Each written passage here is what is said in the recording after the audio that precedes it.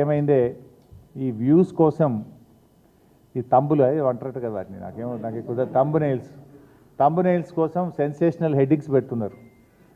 హరీష్ రావు బీజేపీలోకి పోయిండని, హరీష్ రావు కాంగ్రెస్లోకి పోయిండని, ఇంకేందో అయిండని, working president అయిండని, ఇవన్నీ అనవసరంగా మీ వ్యూస్ కోసమో బ్రేకింగ్ల కోసమో ఇట్లా ఒక నాయకుడి నిబద్ధత మీద ఒక నాయకుడిని క్రెడిబిలిటీని మీరు వాడుకోవడం అనేటువంటిది మంచిది కాదు. I appeal to all the media houses, particularly social media, ఇలాంటివి మానుకోండి. మీకు అంతా ఏదన్నా అనుమానం ఉంటే డైరెక్ట్గా నాతో మాట్లాడి పెట్టండి. కానీ ఇట్లా పెట్టడం ద్వారా ఏమవుతుందంటే లీడర్ క్రెడిబిలిటీని దెబ్బతీసేది మంచిది కాదు. నేను కూడా ఇంకా తప్పని పరిస్థితి, భవిష్యత్తులో ఇట్లాంటి రిపీట్ అయితే అవసరమైతే లీగల్ నోటీసులు ఇవ్వడానికి, చట్టపరమైన చర్యలకు కూడా వెనుకాడమని నేను వారికి తెలియజేస్తా ఉన్నా.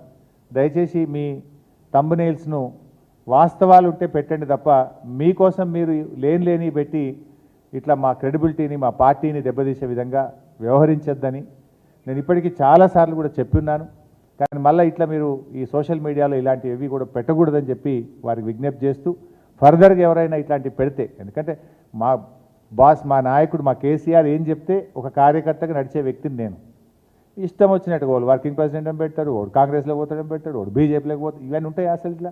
నేను చాలాసార్లు స్పష్టంగా చెప్పాను, మీ బ్రేకింగ్ల కోసం, మీ లైక్ల కోసం, మీ వ్యూస్ కోసం, మీ రేటింగ్ల కోసం ఒక నాయకుడి యొక్క నిబద్ధతను నిజాయితీని దెబ్బతీయొద్దని, ఇలాంటివి మానుకోవాలని చెప్పి నేను విజ్ఞప్తి చేస్తున్నాను.